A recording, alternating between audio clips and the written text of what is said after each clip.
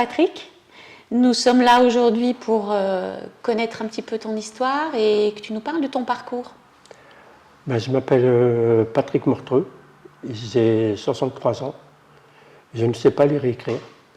Et donc mon enfance a été un peu plus compliquée parce que on me traitait d'handicapés mentaux, de boréens, de fainéants, de mongoliens, enfin des mots assez rabaissants, disons. Donc ça a été plus difficile pour moi. Après, j'ai été dans une école, disons, spécialisée, qui a un peu aidé. Et donc après, j'ai appris à me débrouiller d'une façon, quoi. Ok, et aujourd'hui, qu'est-ce qui est différent, qu'est-ce qui est nouveau dans ta vie par rapport à cette difficulté? Qu'est-ce qui est tout nouveau et qui est agréable, c'est que j'ai rencontré des personnes qui travaillaient dans une association qui aidaient des personnes qui ne savaient ni lire ni écrire. Et que ce n'était pas comme comme moi on m'avait appris dans d'autres centres, c'était une personne qui m'apprenait que pour moi, qui avait que moi dans le cours. Donc c'est quand même plus à l'aise parce qu'on n'a pas de honte de soi, de dire ouais, mais qu'est-ce que la personne à côté va penser de moi si je me trompe, si je fais l'erreur. Là, on n'est que tous les deux, donc on peut se permettre d'apprendre. Ce que j'entends quand tu dis, c'est que le regard des autres a un impact? Oui, parce qu'il y a quand même encore des souvenirs des problèmes des mots qu'a été dit, et ces souvenirs-là seront toujours là quand même. Il y a des choses qui restent marquées en toi? Oui. D'accord. Ok. Et dans cet accompagnement, qu'est-ce que tu dirais qui est différent, qui t'aide vraiment à progresser? C'est la façon que les gens sont avec nous. Ils ne sont pas sur c'est pas apprendre très vite, c'est prendre son temps. Et prendre son temps, c'est agréable parce qu'on n'est pas obligé de lui dire il faut que j'arrive, il faut que j'arrive. Donc on prend notre temps.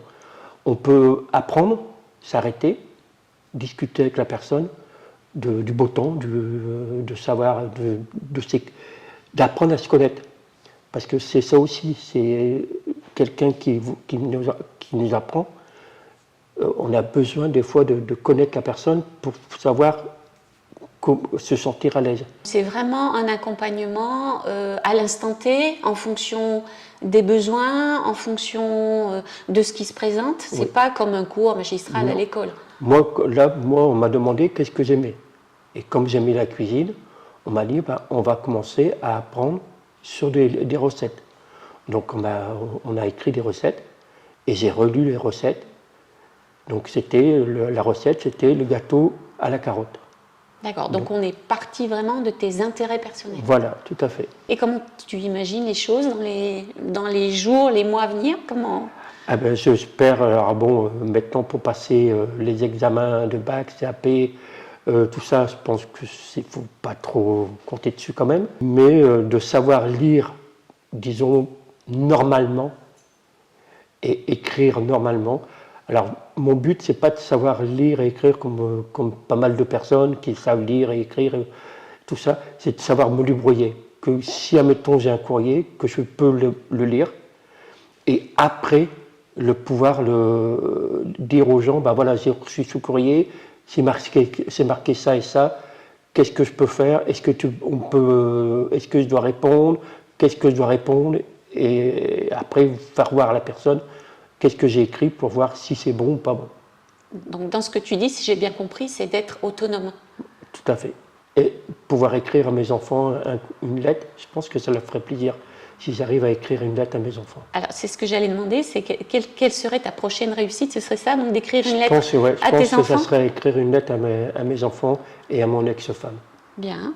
Les personnes qui t'accompagnent, est-ce que si tu sais qu'il y a dans ton entourage des personnes qui sont dans la même difficulté que toi, est-ce que ce seraient des personnes que tu recommanderais? Ah oui, tout à fait. Parce que je trouve qu'il faut présenter les gens qui nous aident. Et c'est vraiment un lieu où que les gens peuvent se retrouver. Alors, ces bénévoles, elles œuvrent au niveau d'un collectif qui s'appelle le collectif Lison, qui a été créé l'année dernière au mois de septembre, donc qui est quand même assez jeune, qui a 1 an d'existence, et qui a développé un partenariat avec le Centre Ressources Illettrisme, qui s'appelle Écrit 42.